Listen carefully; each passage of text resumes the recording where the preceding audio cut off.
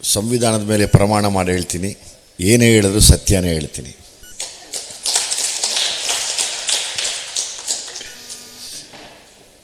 ಮಾತು ತಪ್ಪಿದ್ರೆ, ತಪ್ಪು ನುಡಿಗಳು ಬಂದರೆ ಕ್ಷಮಿಸೋಕ್ಕೆ ಅಂತ ಸುಮಾರು ಜನ ಮೇಷ್ಟ್ರುಗಳು ಇದ್ದೀರಾ, ಪ್ರೊಫೆಸರ್ಗಳಿದ್ದೀರಾ, PhD ಹೋಲ್ಡರ್ಸ್ ಇದ್ದೀರಾ. ಹಾಗಾಗಿ ಅದೊಂದು ಧೈರ್ಯದ ಮೇಲೆ ಇವತ್ತು ಮನಸ್ಸನ್ನ ಧೈರ್ಯ ಮಾಡಿಕೊಂಡು ನಿಂತ್ಕೊಂಡು ನಾನು ಯಾವಾಗಲೂ ಹೇಳ್ತೀನಿ, ನಾನು ಓದಿರೋರು ಕಂಡ್ರೆ ನನಗೆ ಭಯ ಅಂದ್ಬಿಟ್ಟು ಪುಟ್ಟದಾಗಿ ನಾವು ಮಾರ್ಕ್ ಮಾಡ್ತಾ ಕೂತಿರ್ತೀನಿ. ಯಾವಾಗಲೂ ಭಯ ನನಗದು ಯಾವಾಗಲೂ ಕಾಡ್ತಾ ಇರುತ್ತೆ.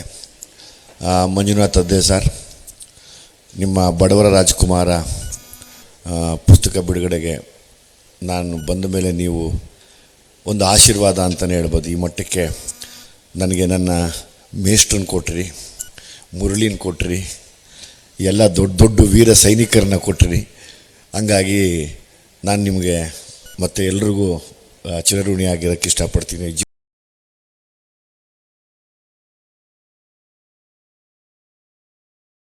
ಬೆಳವಣಿಗೆ ಆಗ್ತಿರಲಿಲ್ಲ. ಒಂದೊಂದೇ ಪುಟ್ಟದಾಗಿ ಮಾತಾಡೋಕ್ಕೆ ಇಷ್ಟಪಡ್ತೀನಿ. ಹಾಗಾಗಿ ಸ್ವಲ್ಪ ಸಮಯ ತಗೋತೀನಿ, ದಯವಿಟ್ಟು ನನ್ನ ಕ್ಷಮಿಸಿ.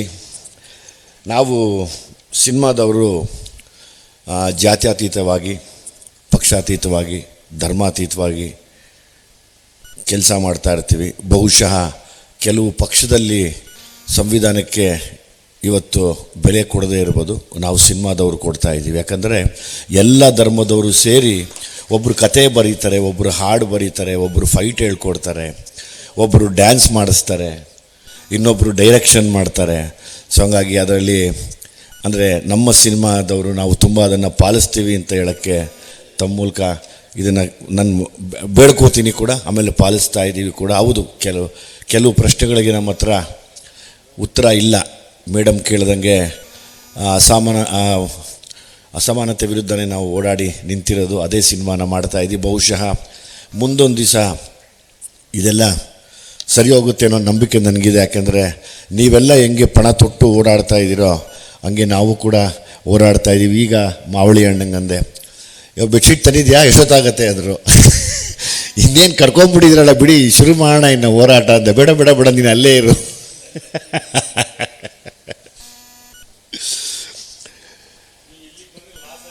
ಲಾಸ್ ಆಗತ್ತೆ ಅಂತ. ಹೌದು, ನನಗೆ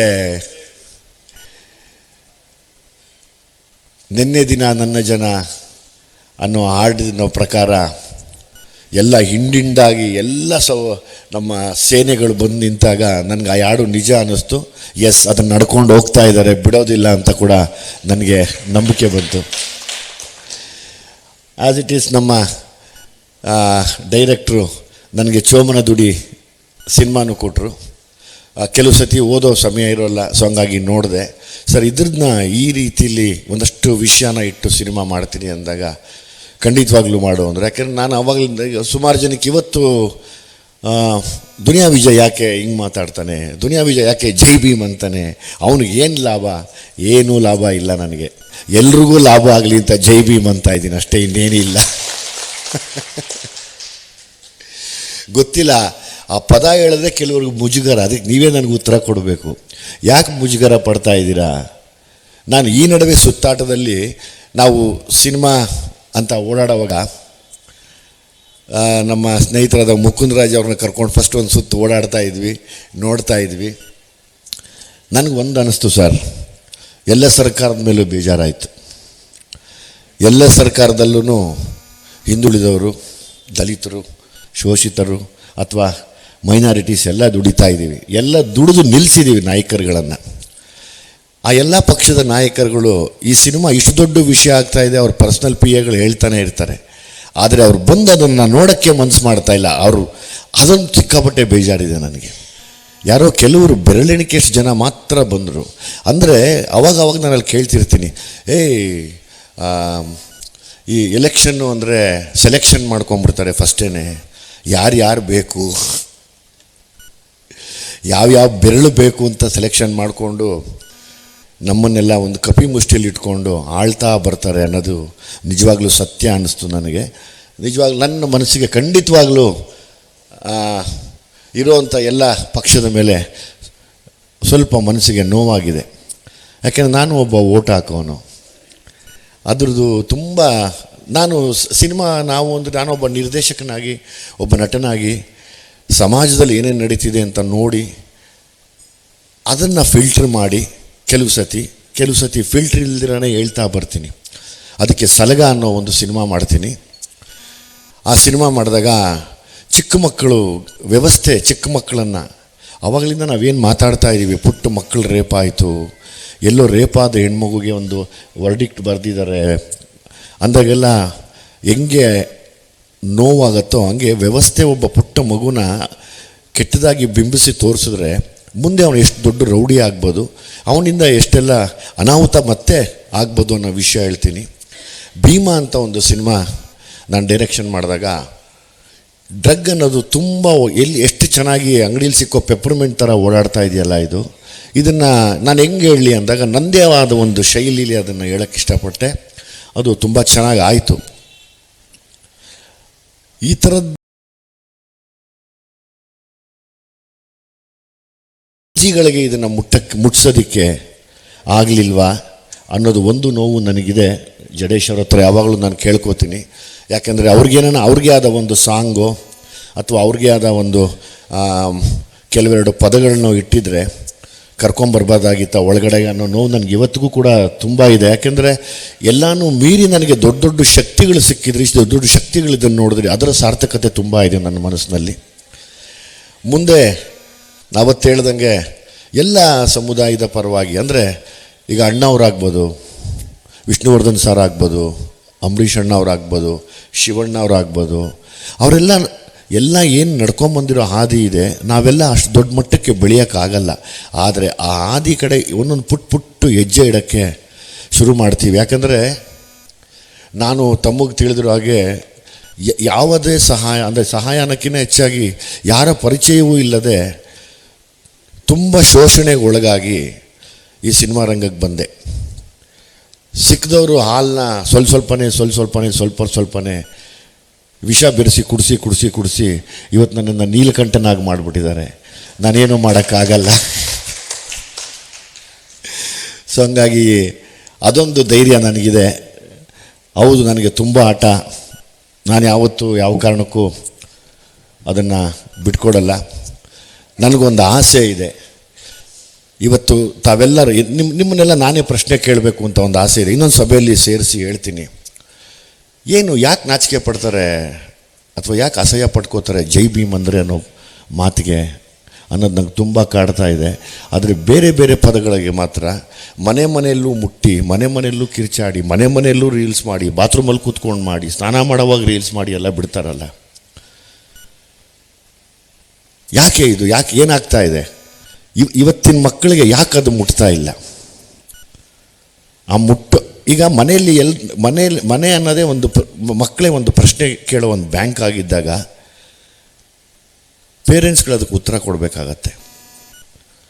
ಏನಮ್ಮ ಎಲ್ಲರೂ ಜೈ ಭೀಮ್ ಅಂತ ಇದ್ದಾರೆ, ಏನಪ್ಪ ಎಲ್ಲರೂ ಜೈ ಭೀಮ್ ಅಂತ ಇದ್ದಾರೆ? ಏನು ಜೈ ಭೀಮ್ ಅಂದರೆ ಬರೀ ದಲಿತರಿಗೆ ಮಾತ್ರ ಅಲ್ಲ, ಪ್ರತಿಯೊಬ್ಬ ಪ್ರಜೆಗೂ ಬೇಕು ಅನ್ನೋದನ್ನು ನಾವು ಮನವರಿಕೆ ಮಾಡಿಕೊಡ್ಬೇಕು ಅನ್ನೋದು ನನ್ನ ಆಸೆ ಇದೆ. ನನಗೆ ಇದೆಲ್ಲ ನೋಡಿದಾಗ ನಾನು ಇವತ್ತಿನ ದೃಷ್ಟಿ ಏನಿದೆ ನಂದು ಈ ಸಮಾಜದ ಮೇಲೆ ನೋಡಿದಾಗ ಕೆಲವು ಸತಿ ಸಿಕ್ಕಾಪಟ್ಟೆ ನೋವಾಗ್ತಾ ಇದೆ ಮನಸ್ಸಿಗೆ. ಆದರೆ ಒಂದು ಸುಮಾರು ಜನಕ್ಕೆ ಗೊತ್ತು, ಇವನು ದುನಿಯಾ ವಿಜಯ್ ಹಠ ಹಿಡಿದ್ರೆ ಜೀವ ಹೋಗೋರ್ಗೂ ಬಿಡಲ್ಲ ಅಂತ. ನಾನು ಜೀವ ಇರೋರ್ಗೂ ಜೈ ಭೀಮ್ ಅಂತೀನಿ. ಯಾರು ಏನು ಬೇಕಾದ್ರೂ ಮಾಡ್ಕೋಬೋದು. ಎಲ್ಲೋದ್ರೂ ನಾನು ಹೇಳ್ತೀನಿ, ಅದನ್ನು ನಾನು ಬಿಟ್ಕೊಡಲ್ಲ. ಇನ್ನು ಅದರಿಂದ ನನಗೆ ದುಡಿಬೇಕು ಅನ್ನೋ ಆಸೆ ಇಲ್ಲ, ಎಲ್ರಿಗೂ ವಿಷಯ ಮುಟ್ಟಿಸ್ಬೇಕು ಅನ್ನೋ ಆಸೆ ಇದೆ ಯಾವಾಗಲೂ.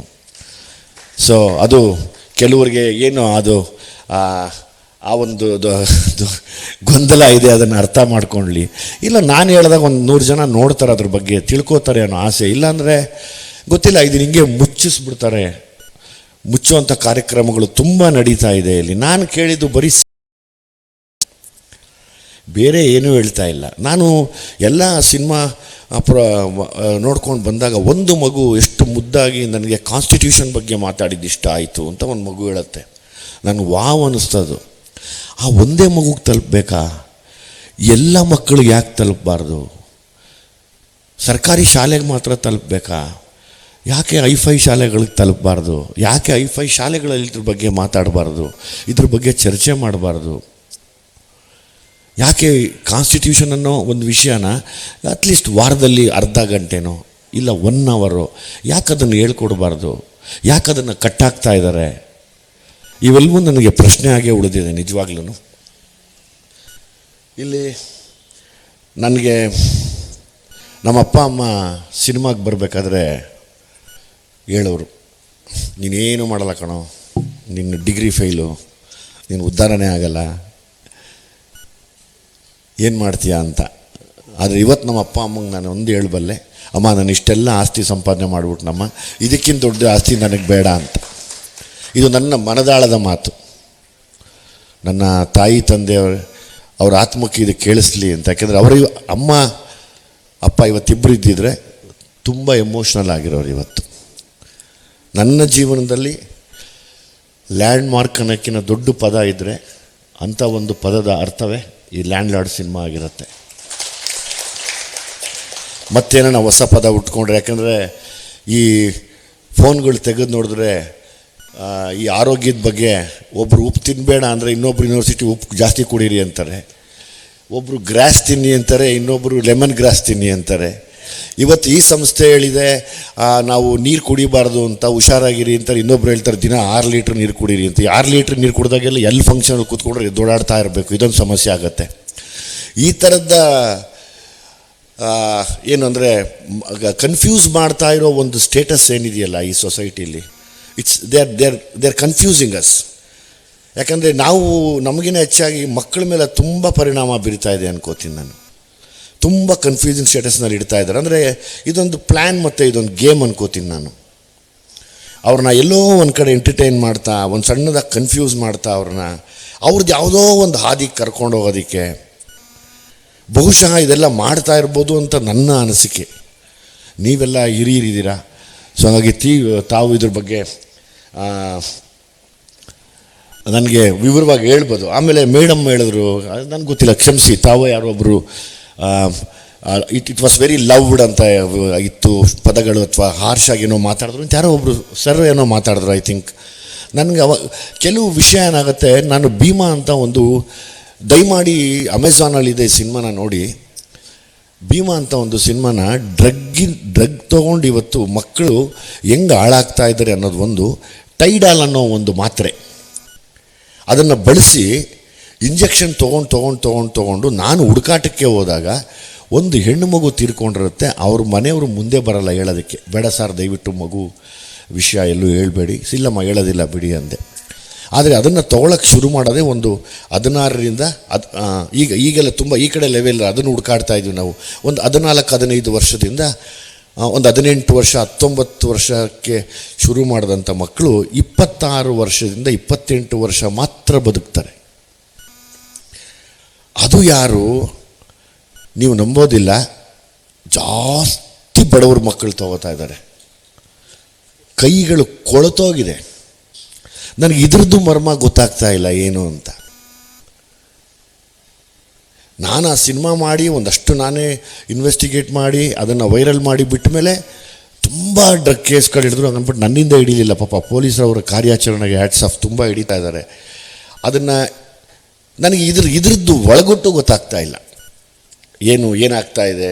ಎಲ್ಲೋ ಒಬ್ಬ ಪೇಂಟ್ ಮಾಡೋ ಹುಡುಗನಿಗೆ, ಇನ್ಯಾರೋ ಒಬ್ಬ ಕೂಲಿ ಕೆಲಸ ಮಾಡೋ ಹುಡುಗನಿಗೆ, ನೀವು ನಂಬೋದಿಲ್ಲ, ಒಂದು ಡಾಕ್ಟ್ರಿಗೆ ಮಾತ್ರ ಗೊತ್ತು ಅಥವಾ ಆ ಮೆಡಿಕಲ್ ಫೀಲ್ಡಲ್ಲಿರೋರಿಗೆ ಮಾತ್ರ ಗೊತ್ತು.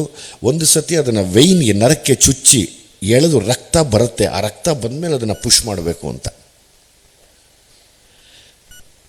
ಅಷ್ಟು ಚೆನ್ನಾಗಿ ಒಬ್ಬ ಕೂಲಿ ಕೆಲಸ ಮಾಡೋ ಹುಡುಗ, ಪೇಂಟ್ ಕೆಲಸ ಮಾಡೋ ಹುಡುಗ ಮತ್ತು ಶಾಲೆಗೆ ಹೋಗ್ತಾ ಇರೋ ಹುಡುಗ ಕೈಯಲ್ಲಿ ತೊಗೊಳಕ್ಕಾಗದೇ ಇದ್ದಾಗ ತನ್ನ ಕಾಲುಗಳ ನರಗಳನ್ನು ಬಳಸ್ಕೊಂಡು ಚುಚ್ಕೋತಾನೆ. ಅದನ್ನು ಕಣ್ಣಾರೆ ನೋಡಿ ಅದನ್ನು ವೀಡಿಯೋ ಮಾಡಿ ಎಲ್ಲ ಮಾಡಿದ್ದೀವಿ.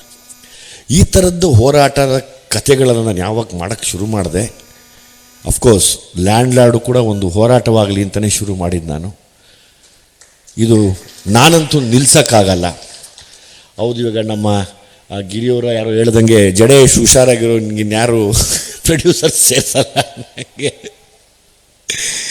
ಅದನ್ನು ನಾನು ನಿಮ್ಮ ಹತ್ರ ಎಲ್ಲ ಮಾತಾಡ್ತೀನಿ. ಅದೇ ಸರ್ ಹತ್ರ ಕೂಡ ತುಂಬ ವಿಷಯ ಮಾತಾಡಬೇಕು. ನಾನು ಮೇಸ್ಟ್ರಿಗೆ, ಆಮೇಲೆ ನಮ್ಮ ಮುರಳಿ ಅವರಿಗೆ ಹೇಳ್ತಾ ಇರ್ತೀನಿ, ನಮ್ಮ ಮುಕುಂದರಾಜ್ ಅವರು, ಇನ್ನು ಸುಮಾರು ಜನ ತಾವೆಲ್ಲ ಇದ್ದೀರಾ. ತಮ್ಮ ಹತ್ರ ಇದು ನಾನು ಒಂದಷ್ಟು ವಿಷಯ ಮಾತಾಡಬೇಕು. ಯಾಕೆ ಹಿಂಗೆ ನಡೀತಿದೆ, ಏನಾಗ್ತಾ ಇದೆ ಅನ್ನೋದು. ಆಮೇಲೆ ಕೆಲವು ವಿಷಯನ ನಾವು ಹಾರ್ಷಾಗಿ ಹೇಳಲೇಬೇಕು ಈ ಸಿನಿಮಾಲಿ. ತಾವೆಲ್ಲರೂ ಕೆಲವರ ಅಭಿಪ್ರಾಯ, ಯಾಕೆ ಅಷ್ಟೊಂದು ಹಾರ್ಷ್ ಮಾಡ್ತೀರಾ, ಯಾಕೆ ಒಡೆದಾಟಗಳನ್ನು ಇಡ್ತೀರಾ ಅನ್ನೋ ಒಂದು ಏನು ಅಂದರೆ, ಒಂದು ಇನ್ವಿಟೇಷನ್ ನಾವು ಇವತ್ತಿನ ಕಾಲದ ಹುಡುಗರಿಗೆ ಕೊಟ್ಟೆ, ಒಳಗಡೆ ಕರೆದು ನಾನು ಮಾಡಿದ ತಪ್ಪು, ಆದರೆ ನೀನು ಇದನ್ನು ಮಾಡಬೇಡ ಅನ್ನೋ ಒಂದು ಕಾರಣ ಇಟ್ಕೊಂಡು ಕೂಡ ಅಲ್ಲಲ್ಲಿ ಅದನ್ನು ಸರ್ತಿ ಅದನ್ನು ನಾವು ಬಳಸಲೇಬೇಕಾಗತ್ತೆ. ಕೆಲವು ನಿಮ್ಗಳಲ್ಲಿ ಹೇಗೆ ಹೋರಾಟ ಇರುತ್ತೋ ಹಂಗೆ ನಮ್ಮದೊಂದು ಹೋರಾಟ ಸ್ಕ್ರೀನ್ ಮೇಲೆ ನಾನು ಮಾಡ್ಕೊಳ್ಲೇಬೇಕಾಗತ್ತೆ. ಹಂಗಾಗಿ ಮುಂದೆ ಮಾಡೋ ಸಿನಿಮಾಗಳಲ್ಲಿ ಎಲ್ಲಾದರೂ ನಾನು ಸ್ವಲ್ಪ ಹಾರ್ಷಾಗಿ ಮಾತಾಡಿದ್ರೆ ಅಥವಾ ಏನೋ ಮಾತಾಡಿದ್ದೀನಿ ಅಂದರೆ ದಯಮಾಡಿ ಕ್ಷಮಿಸಿರಿ. ಬಂದು ಒಳಗಡೆ ನೋಡಿ ಆಮೇಲೆ ಚೆನ್ನಾಗಿಲ್ಲ ಅಂತ ತಿಳಿಸಿ. ಯಾಕೆಂದರೆ ಇದೊಂದು ಮತ್ತೊಂದು ದೊಡ್ಡ ಹಂತಕ್ಕೆ ಮತ್ತು ಚಾಲೆಂಜ್ಗೆ ತೊಗೊಂಡೋಗಿ ನಿಲ್ಲಿಸ್ಕೊಂಡಿದೆ ಈ ಸಿನಿಮಾ ನನ್ನನ್ನು. ನನಗೊಂದು ಪ್ರಶ್ನೆ ಇದೆ ಸರ್, ತಾವೆಲ್ಲರೂ ಇಷ್ಟು ಹಿರಿಯರಿದ್ದೀರಾ, ನಾವು ಇಷ್ಟೇ ಎಜುಕೇಟೆಡ್ ಸರ್ಕಲ್ಸ್, ನಾನಲ್ಲ, ತಾವಿಷ್ಟೇ ಎಜುಕೇಟೆಡ್ ಸರ್ಕಲ್ಸ್ ಮಾತ್ರ ಏನು ಉಳ್ಕೊಂಡು ಹೋರಾಡ್ತಾ ಇದ್ದೀರಾ, ಈ ಸತ್ಯಗಳು ಯಾಕೆ ಓದದೇ ಇರೋ ಮಕ್ಕಳಿಗೆ ಮತ್ತು ಈಗ ಬೆಳೀತಾ ಇರೋ ಮಕ್ಕಳಿಗೆ ಯಾಕೆ ಗೊತ್ತಾಗ್ತಾ ಇಲ್ಲ ಅನ್ನೋ ಪ್ರಶ್ನೆ ಇದೆ. ನನಗೆ ನಂತರ ಅದನ್ನು ತಿಳಿಸ್ಕೊಡಿ. ಇಷ್ಟೆಲ್ಲ ಮಾತಿನ ಈ ನಡುವೆ ತುಂಬ ಎಮೋಷ್ನಲ್ ಆಗ್ತಾ ಹೋದೆ. ಯಾಕೆಂದರೆ ನಾನು ಇರೋದು ಈಗೇನೆ, ಎಲ್ಲೂ ಬದಲಾಗೋದು ಇಲ್ಲ ನಾನು. ಯಾಕೆಂದರೆ ನಾನು ಬಂದಿದ್ದೆ ಒಂದು ಬಡತನದಿಂದ. ಯಾವಾಗಲೂ ಅದು ನನಗೆ ಕಾಡ್ತಾ ಇರುತ್ತೆ, ನನ್ನ ಕಣ್ಮುಂದೆ ಕಾಣ್ತಾ ಇರುತ್ತೆ. ಇನ್ನೆಲ್ಲಾದರೂ ತಪ್ಪು ಮಾಡಿದ್ರೆ ನನ್ನ ತಿದ್ದೋ ಎಲ್ಲ ಹಕ್ಕುಗಳನ್ನು ನಾನು ನಿಮಗೆ ಕೊಟ್ಟಿರ್ತೀನಿ. ಎಲ್ಲೇ ಇರಲಿ ನನ್ನ ಫೋನ್ ನಂಬರ್ ಇರುತ್ತೆ. ಸರ್, ನೀವು ಈ ತಪ್ಪು ಮಾಡ್ತಿದ್ದೀರಾ, ತಿದ್ದುಕೊಳ್ಳಿ, ಅಥವಾ ಈ ತಪ್ಪು ಮಾಡಬೇಡಿ ಅನ್ನೋದಕ್ಕೆ ಫುಲ್ಲು ಅಥಾರಿಟಿ ನಾನು ತಮಗೆ ಕೊಟ್ಟಿದ್ದೀನಿ. ಬಹುಶಃ ನಿಮಗಿದು ವೆರಿ ಸಿಂಪಲ್ ಅನಿಸ್ಬೋದು, ನನಗೆ ತುಂಬ ದೊಡ್ಡದಿದು, ತುಂಬ ದೊಡ್ಡ ವಿಷಯ. ಸಂವಿಧಾನಕ್ಕೆ ಬೆಲೆ ಕೊಡ್ತಾ ಸಂವಿಧಾನವನ್ನು ಮತ್ತೆ ಮುಂದಕ್ಕೆ ನಾವು ಕರ್ಕೊಂಡು ಹೋಗಬೇಕು ಅನ್ನೋ ವಿಷಯದಲ್ಲಿ ತಮ್ಮಂಥ ಧೀಮಂತ ನಾಯಕರು ಮತ್ತು ವಿಚಾರವಂತರು, ಹೋರಾಟಗಾರರು, ಮಹಿಳಾ ಹೆಣ್ಮಕ್ಕಳು, ಎಲ್ಲ ಸಂಘಟನೆಯವರು, ವಿದ್ಯಾರ್ಥಿಗಳು, ನಿಮಗೆಲ್ರಿಗೂ ನಾನು ಚಿರಋಣಿಯಾಗಿ ಒಂದೇ ಒಂದು ನನ್ನ ಪ್ರೀತಿಯ ಸಲಾಂ ಹೇಳಬಲ್ಲೆ ಅಂದರೆ ಇಷ್ಟೇ. ಜೈ ಭೀಮ್.